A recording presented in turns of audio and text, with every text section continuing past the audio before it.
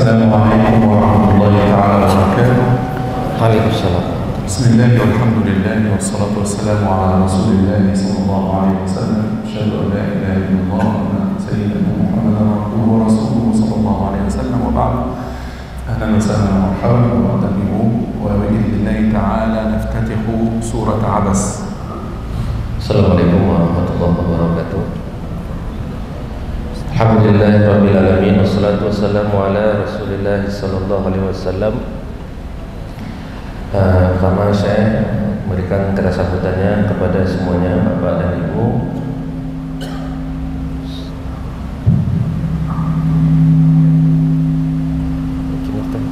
وعالي هذا مثله تمام. خلاص هذا Insyaallah kita pada pagi hari ini membuka surat Abasa. وسورة عبسة تخاطب النبي صلى الله عليه وسلم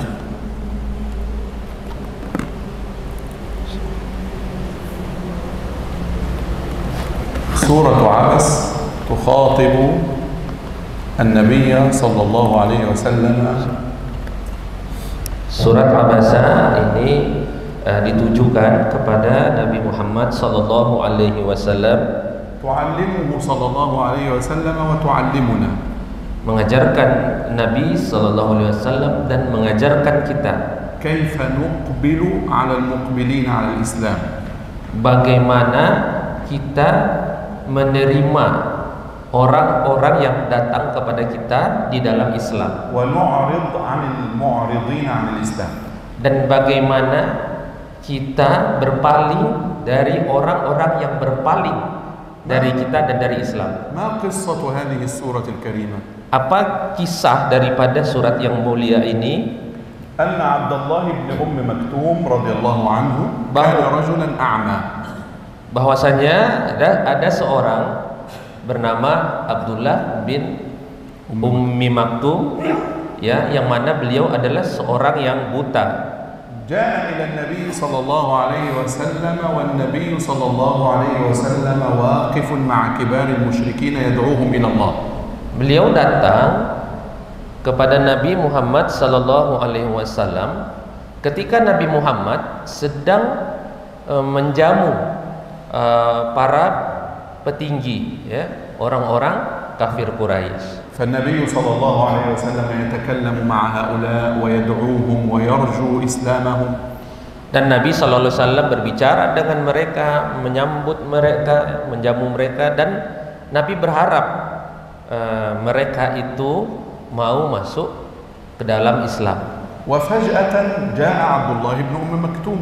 Tiba-tiba datang Abdullah bin Ummi Maktum, وهو أعمى يعني لا يرى أن النبي صلى الله عليه وسلم مشغول. dan dia kan buta, dia tidak melihat bahwasanya Nabi sallallahu alaihi wasallam sedang sibuk. لأن عندنا في الإسلام آدابا. Karena kita di dalam Islam ini kita punya adab. إذا كان هناك جماعة من الناس يتكلمون، Kalau di sana ada sekelompok orang yang sedang berbicara, لا يجوز لأحد أن يدخل إليهم مباشرة nggak boleh kita masuk langsung ke dalam itu, memulai pembicaraan ويقطع حديثهم dan memotong pembicaraan mereka, ثم هو يتكلم. lalu berbicara. فالنبي صلى الله عليه وسلم Lalu Abdullah bin Maktum tadi berbicara, maka Nabi sallallahu alaihi wasallam تضايق، hatinya itu marah lah, ya, وتقطب وجهه. dan menjadi merah mukanya, jadi لا، التقطب الوجه ya, menjadi cemberut, ya. أن يكون ما بين الحاجبين مغلق هكذا.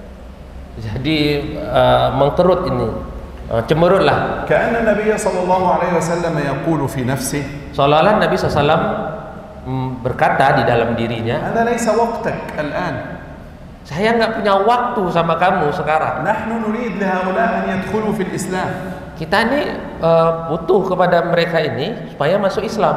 طيب السؤال الآن، Pertanyaannya sekarang, ما مصلحة الإسلام في أن يدخل هؤلاء فيه؟ Apa maslahatnya kalau mereka itu para petinggi kafir Quraisy tadi masuk ke dalam Islam? أولا النبي صلى الله عليه وسلم يريد إسلام هؤلاء حتى يساعد المجتمع في الدخول في الإسلام بسهولة. Ya, Nabi SAW menginginkan mereka itu masuk Islam supaya ya lebih mudah yang lainnya nanti orang-orang semua masuk Islam. لأن هؤلاء من علية القوم. Karena mereka ini adalah orang-orang yang mempunyai kedudukan di kaumnya. وهناك أناس كثيرون يتبعونهم. Dan mereka ini memiliki para pengikut yang banyak. فالنبي صلى الله عليه وسلم يفكر في الدعوة إلى الله. Maka Nabi SAW di sini sedang memikirkan dakwah kepada Allah. يعني هو لا يتعامل مع هؤلاء الأغنياء لأنهم أغنياء. Yaitu bahwa Nabi sedang berinteraksi dengan mereka, bermuamalat dengan mereka bukan karena mereka itu orang-orang kaya. لا يتعامل معهم هكذا. Bukan Nabi berinteraksi dengan mereka karena mereka orang kaya. يتعامل معهم لمصلحة الدين. Nabi berinteraksi dengan mereka karena ada kemaslahatan di dalam agama ini. إذن فالنبي صلى الله عليه وسلم لا يفكر في منفعة شخصية. Jadi Nabi SAW di sini tidak sedang berpikir untuk sebuah kepentingan pribadi. ومع ذلك نزلت السورة. Maka bersamaan dengan kejadian itu turunlah sebuah surat تقول للنبي صلى الله عليه وسلم yang mengatakan kepada Nabi Muhammad sallallahu alaihi wasallam, إذا كنت مع كافر وجاءك مؤمن فأقبل على المؤمن. Kalau kamu sedang bersama orang-orang kafir lalu datang seorang mukmin, maka terimalah orang mukmin ini. لماذا؟ Kenapa? لأن المسلم عند الله عظيم. Karena seorang muslim di sisi Allah itu sangat tinggi, sangat besar. الأمر الثاني لأنه بحاجة إلى التعلم. Yang kedua, karena orang muslim. karena orang muslim ini dia sangat membutuhkan kepada sebuah pengajaran. وأن الكافر ربما تقضي معه وقتا طويلا ولا يدخل في الإسلام ولا ينتفع. Dan mungkin saja orang-orang kafir ini Nabi menghabiskan waktu yang banyak dengan mereka dan mereka tidak juga mau masuk ke dalam Islam. فالإسلام ينظم للنبي صلى الله عليه وسلم مراتب الدعوة. Maka Islam itu memberikan kepada Nabi merapikan ya bagaimana urutan prioritas dakwah. لذلك اهتم دائما بالمسلمين أولا. Oleh karena itu ya seharusnya ihtimam dulu fokus dulu kepada dakwah kepada orang muslim. حينما تصلح أمور المسلمين التفت لغيرهم لا بأس. حينما تصلح أمور المسلمين التفت لغيرهم لا بأس. Ketika urusan dengan kaum muslimin sudah selesai, baru berpaling kepada urusan yang lain, maka tidak mengapa. ولا شك أننا اليوم نستطيع أن ننظم هذه الأمور الدعوية. Maka kita pada hari ini tidak diragukan, kita mampu untuk mengatur ya merapihkan urusan-urusan dakwah ini. لا بأس أن يعمل الدعاة هنا في الداخل مع المسلمين. Tidak mengapa لا بأس أن يتعامل الدعاة مع المسلمين. Tidak mengapa para duat, para dai itu berinteraksi dengan kaum muslimin dulu, يعلمون المسلمين, mengajarkan mereka. وهناك طائفة من هؤلاء الدعاة يكونون مشغولين بالدعوة دعوة الآخر إلى الإسلام. Dan di sana ada juga dai-dai yang langsung berhadapan dengan selain kaum muslimin. Kaum ghairul muslimin. Ya, yang mana mereka itu fokus kepada selain kaum muslimin. الآن هؤلاء الدعاة سيدعون المسلمين وهناك دعاة آخرون سيدعون غير المسلمين. Maka di sini ada duat, ada dai-dai ya yang berdakwah kepada kaum muslimin. Maka di sini juga ada dai-dai yang berdakwah kepada kaum muslimin. Jadi seperti itu apanya? Perapiannya gitu sedih. Langsung غير المسلمين. ya. نعم. Ya di sini ada dai-dai yang berdakwah kepada selain kaum muslimin. نعم. والآن هناك مؤسسات ووزارات للأوقاف وزارات الشؤون الدينية. Dan di sini juga ada kementerian Wazaratul Awqaf, وزارة الشؤون الدينية. ya, Kementerian Agama ya, kalau Wazar Awqaf itu Kementerian Wakaf di Mesir. نعم. مثلها وزارة الشؤون. Sama seperti di sini kementerian, ada juga Kementerian Agama yang mengatur itu kan. يستطيعون ينظمون يا فلان ويا فلان أن تهتم بدعوة غير المسلمين ويا فلان ويا فلان أن تهتم بدعاء بالمسلمين. Yang mengatur itu kan, yang manajemen itu ya. Fulan kamu di sini mengurus dakwah kepada kaum muslimin. Nah, sementara kalian fulan di sini mengurus dakwah kepada selain kaum muslimin. أنت يا فلان اكتب في كذا وكذا حتى نطبعه لغير المسلمين.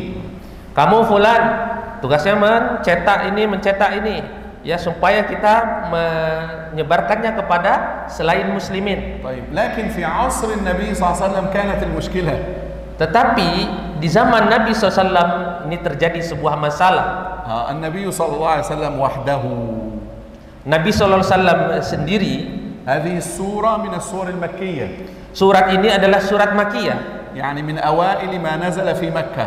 Yaitu surat yang pertama-tama, termasuk pertama diturunkan di Makkah. نزلت بعد سورة النجم.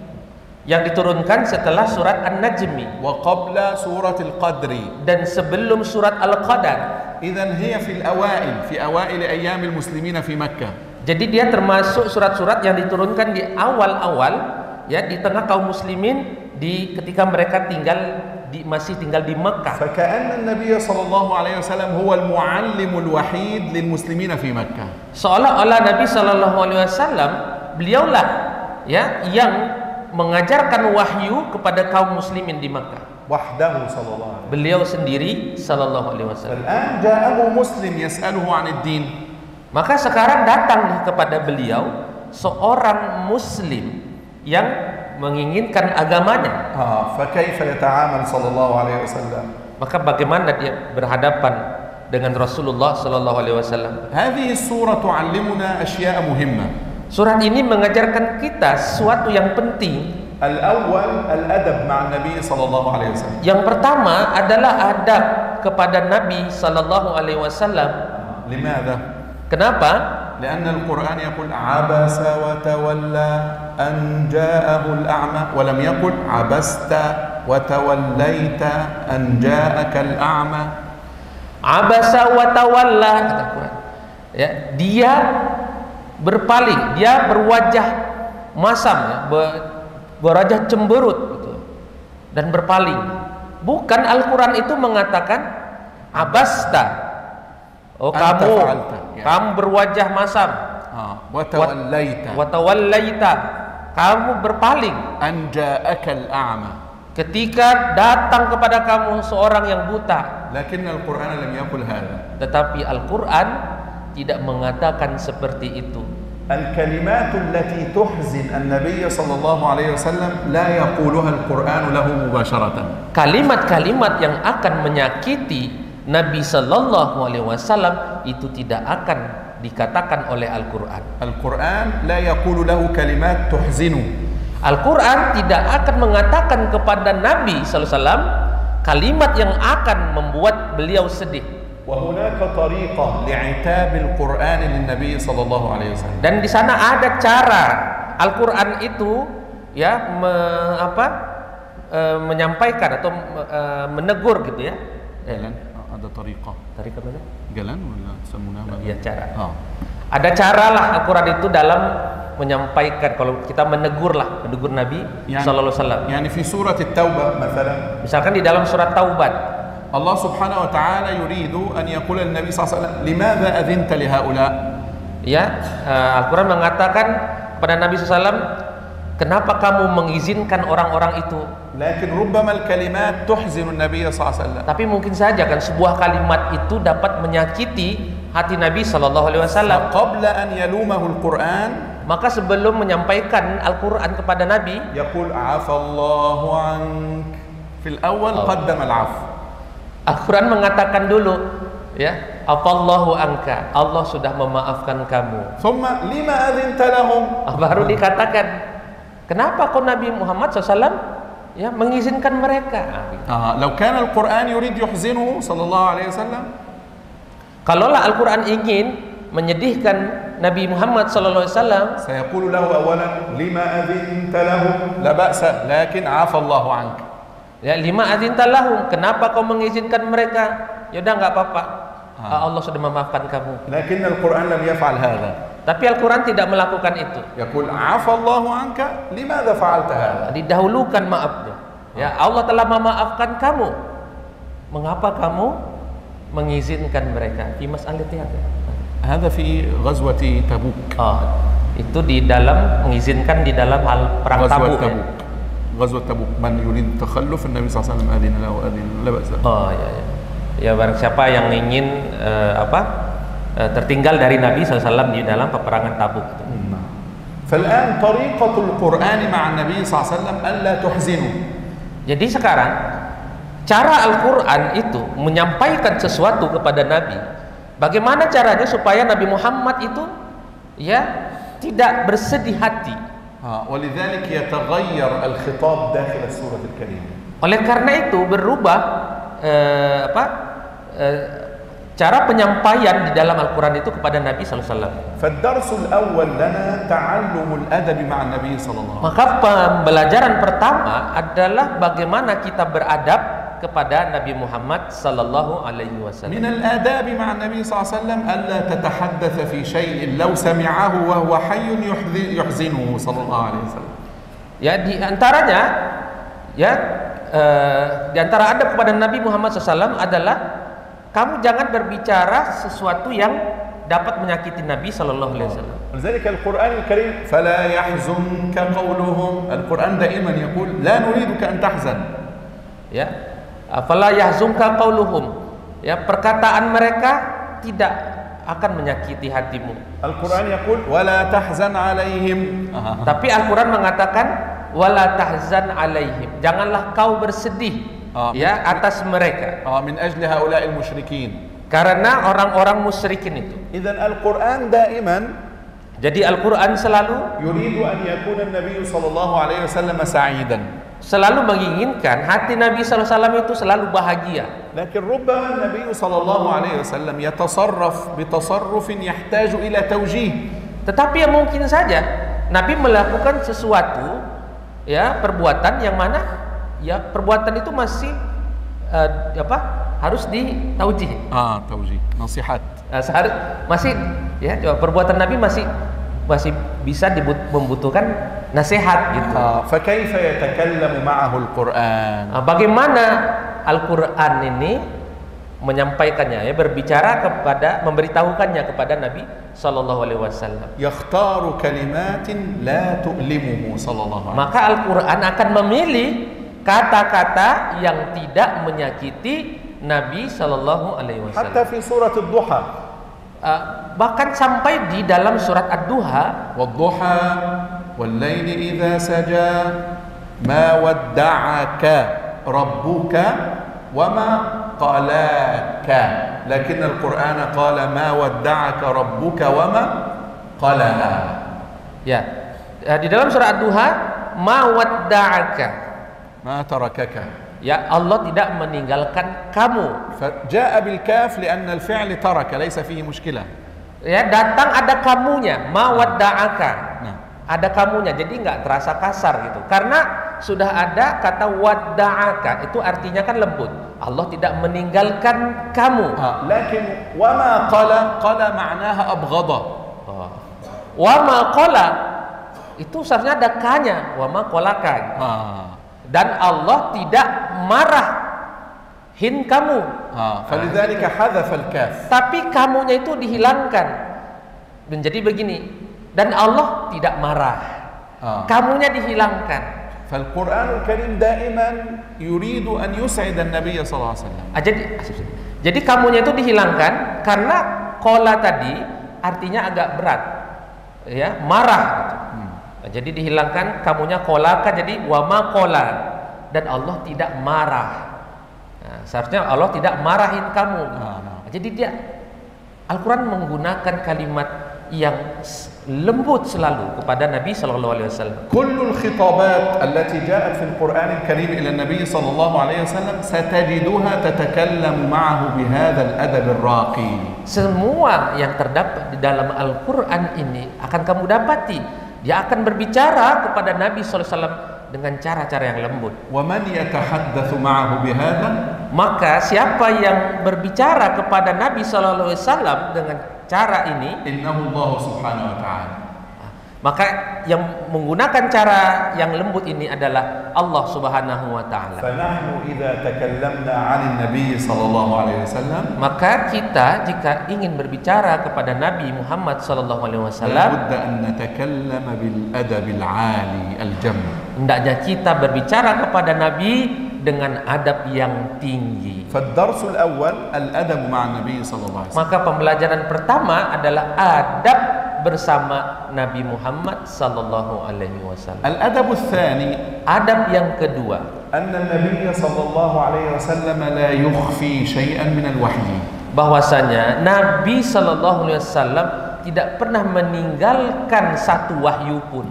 لو كان النبي صلى الله عليه وسلم يخفي شيئا من القرآن لأخفى هذا العتاب. Kalaulah Nabi sallallahu alaihi wasallam ada menyembunyikan sesuatu daripada Al-Quran, maka لأخفى هذا العتاب. يعني لو أن النبي صلى الله عليه وسلم يخفي شيئا لما أخبر الناس بهذه السورة. Maka ya, kalau Nabi menyembunyikan sesuatu, maka tidak akan sampai kepada manusia surat ini. لكنه يخبرهم أن الله يعاتبه.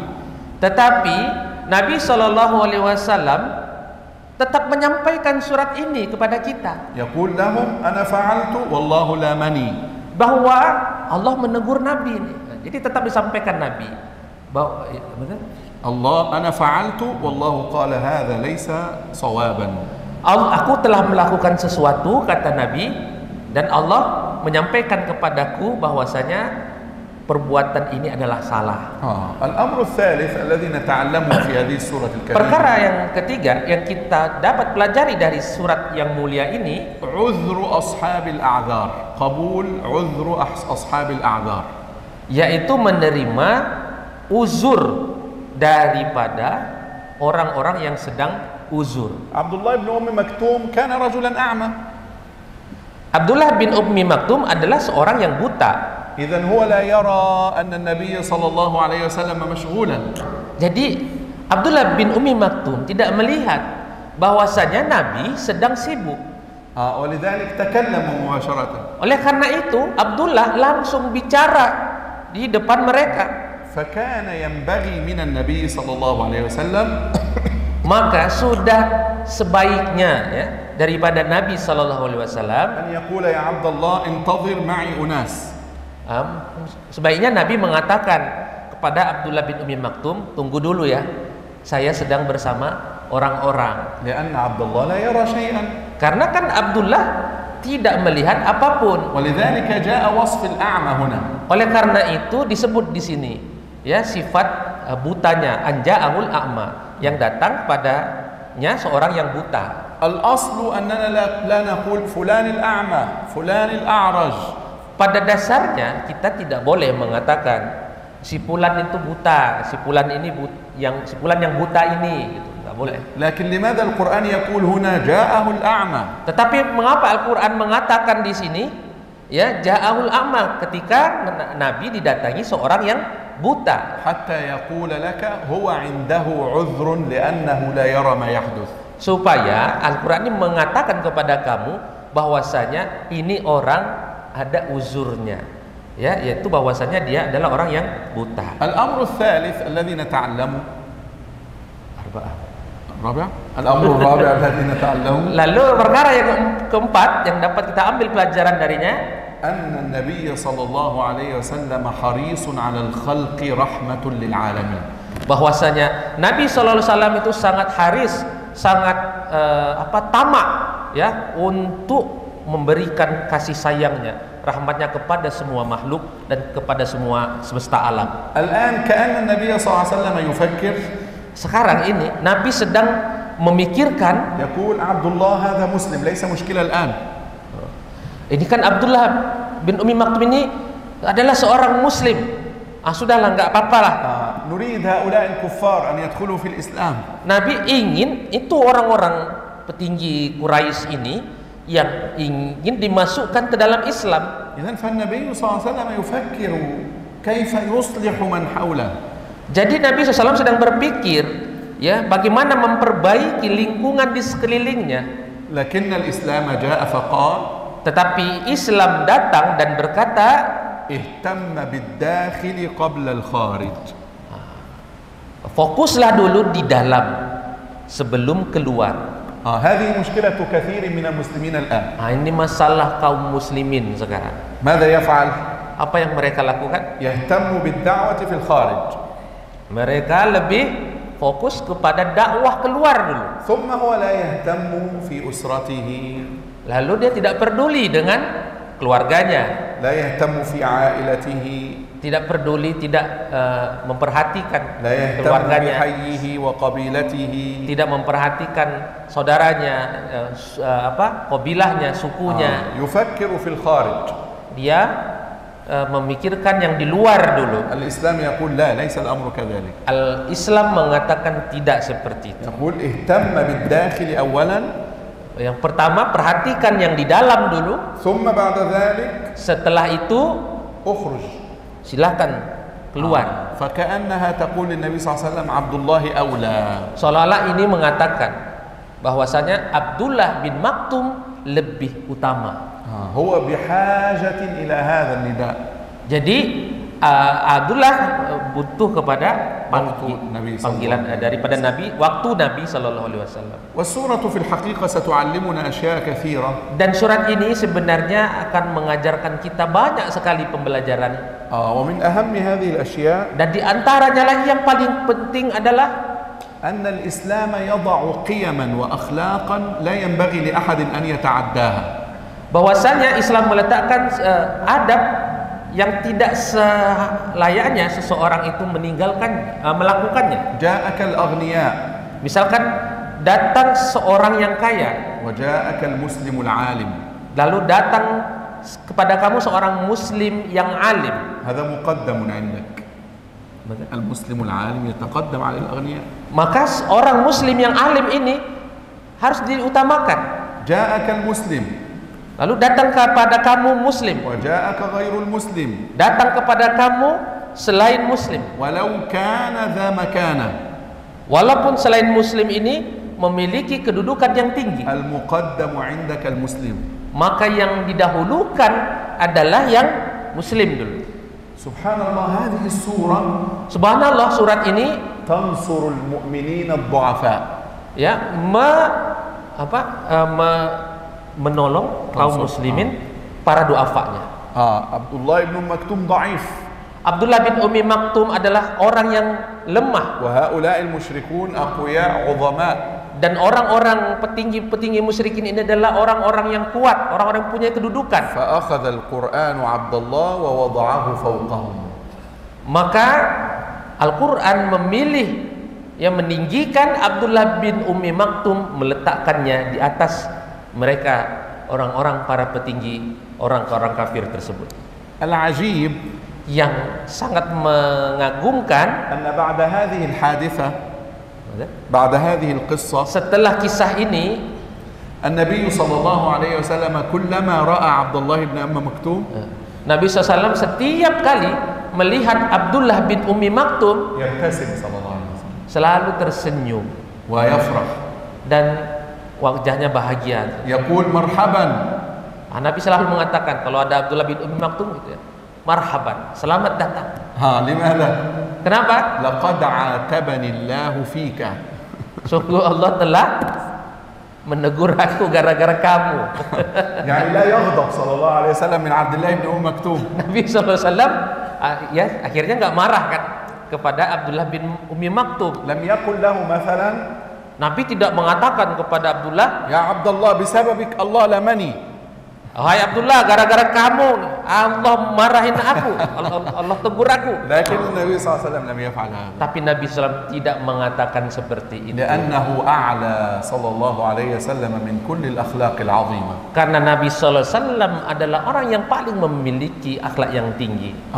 انظر عبد الله بن مكتوم هذا ذا مكانة عظيمة. Dialah Abdullah bin Ummi Maktum akhirnya memiliki kedudukan yang tinggi. الله العظيم ينزل سورة تقرأ تحكي قصته إلى يوم القيامة.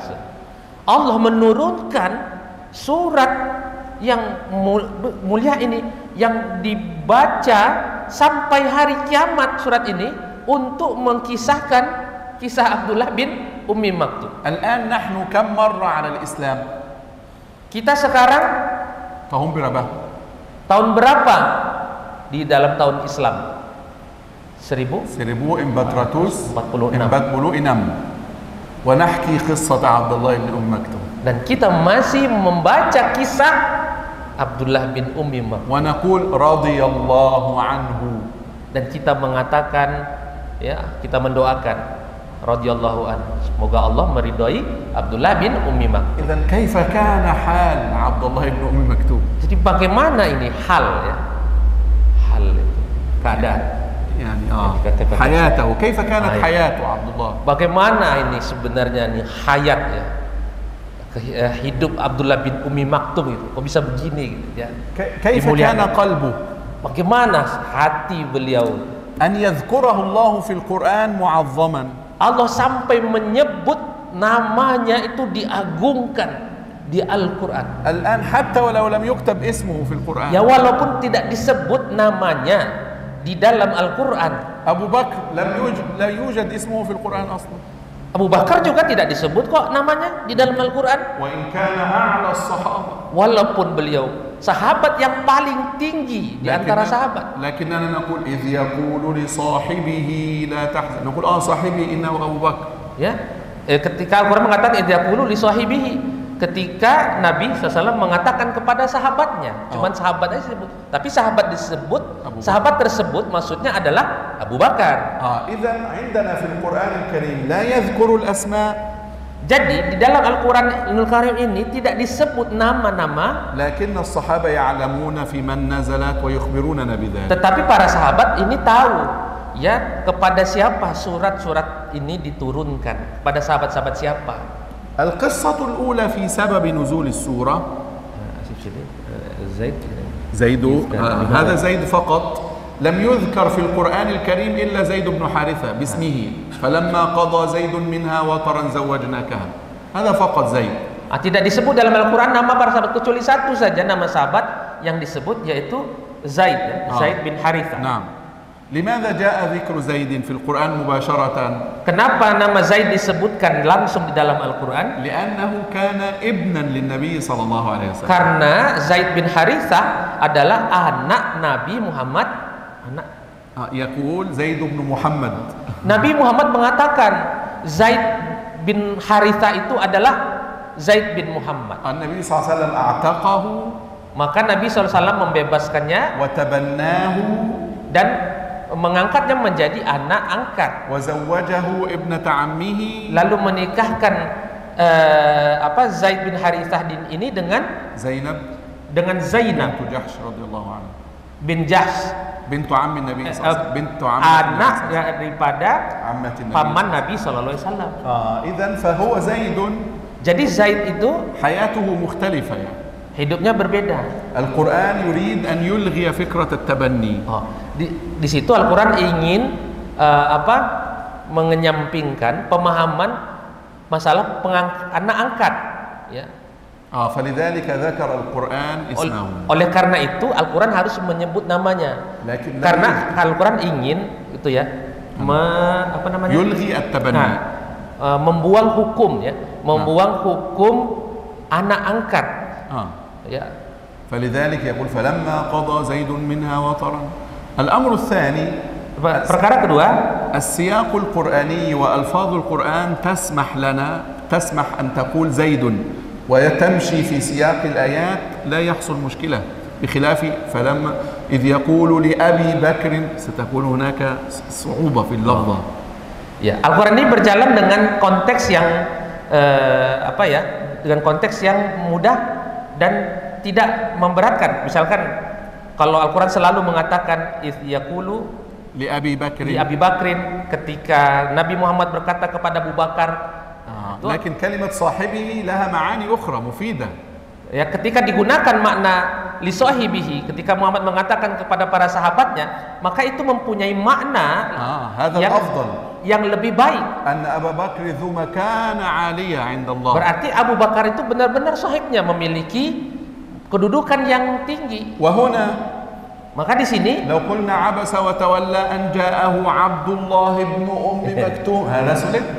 Kalau datanglah kalimatnya begini, abasa wa tawalla an ja'ahu Abdullah Ummi Maktum, ketika datang kepada Nabi Muhammad Abdullah bin Ummi Maktum, itu sulit sekali menyebut namanya gitu. Wa yahtallu nizamul Qur'an was surah. Maka berubah ini metode Al-Qur'an ini, uslub ya. Wa sayafutuna syai'un muhim. Jadi karena memang di ayat-ayat lain Al-Qur'an terbiasa gitu tidak menyebut nama gitu. Maka kalau nanti disebut nama, ya berubah itu metode Al-Quran itu. Wa sayafutuna syai'un muhim huna. Dan akan kehilangan sesuatu yang sangat penting. Lianna kalimat al-a'ma aham min an naqula Abdullah bin Ummi Maktum. Karena kalimat a'ma ini lebih penting disebut daripada disebutnya nama Abdullah bin Ummi Maktum. Limadha? Kenapa? A'ma yani la yara ma yahduth al-an. A'dzurhu. A'ma, buta, artinya dia tidak melihat apa yang sedang terjadi. Ini disebutkan uzurnya. هذه القصة الأولى. Ini kisah yang pertama. هناك قصة ثانية لبعض السلف الصالح. Di sana ada kisah yang lain daripada salafus saleh. أو لكبار التابعين. Dan ini adalah seorang tabi'in yang besar. قتادة رضي الله عنه. Yaitu Qatadah radhiyallahu anhu. يقول عبد الله بن أم مكتوم جاء للنبي صلى الله عليه وسلم. Abdullah bin Ummi Maktum datang kepada Nabi sallallahu alaihi wasallam. فالنبي صلى الله عليه وسلم غضب لا من عبد الله. Maka Nabi SAW itu marah bukan karena Abdullah bin Ummi Maktum. إنما غضب لأن المشركين سيعاملون عبد الله بطريقة غير لائقة. Tetapi Nabi marah karena melihat orang-orang petinggi musyrikin tadi akan melakukan sesuatu kepada Abdullah bin Ummi Maktum, sesuatu yang tidak pantas. لأن عادة المشركين لا يريدون الضعفاء مع النبي صلى الله عليه وسلم. Karena orang-orang musyrikin itu adat mereka tidak menginginkan Nabi SAW itu berada di samping orang-orang du'afa. Qala Allah azza wa jalla fi surati Al-Kahfi. Allah Subhanahu wa taala berfirman di dalam surat Al-Kahfi wa fi surati Al-An'am, dan di dalam surat Al-An'am, wala tatrudil ladzina yad'una rabbahum. Dan janganlah tatrudin. La tub'idhum 'anka. Janganlah kamu menjauhi mereka, orang-orang yang telah Allah ridhoi. Lianna al-musyrikin al-kibar haula, karena orang-orang pembesar-pembesar Quraisy ini qalu lin Nabi sallallahu alaihi wasallam, mereka berkata kepada Nabi sallallahu alaihi wasallam, ib'id 'anka haula al-fuqara ad-du'afa, nahnu sanakunu ma'ak. Tinggalkanlah orang-orang fakir itu, tinggalkan orang-orang lemah itu. Kami yang akan menemani kamu. فإذا جاء عبد الله وهو أعمى ضعيف فقير. Maka ketika datang Abdullah dan dia adalah seorang yang dhaif, seorang yang fakir, mungkin هؤلاء المشركون يؤذونه بالكلام. Mungkin orang-orang kafir Quraisy itu tadi menyakitinya dengan kalam mereka. فلذلك حزن النبي صلى الله عليه وسلم. Maka itu Nabi SAW bersedih. هذا هو القول الثاني. Tapi itu pendapat kedua ya daripada Qatadah tadi. لكن القول الثاني ليس بالقوي. Tapi pendapat kedua ini tidak kuat. لأن القول الأول فيه أحاديث صحيحة. Karena yang pendapat pertama itu ada hadis sahihnya. هو أن النبي صلى الله عليه وسلم غضب أن عبد الله تكلم وهو كان يرجو إيمان هؤلاء. Ya, ada hadisnya bahwasanya Nabi SAW itu marah karena Abdullah bin Ummi Maktum ini langsung bicara dan Nabi Shallallahu Alaihi Wasallam ini waktu itu sedang mengharapkan Islamnya para petinggi Quraisy ini. يعني ربما كانت هذه مقدمة اليوم. Nah, mungkin inilah mukaddimah ya pada hari ini. إن شاء الله نستفتح شرح السورة في الأسبوع القادم. Insyaallah kita akan menyampaikan syarah tafsir daripada Al-Qur'anul Karim ini الأسبوع القادم بإذن الله. insyaallah minggu depan. والله أعلم وصلى الله على محمد وسلم. جزاكم الله خيرا. السلام عليكم ورحمة الله تعالى وبركاته. Waalaikumsalam warahmatullahi wabarakatuh.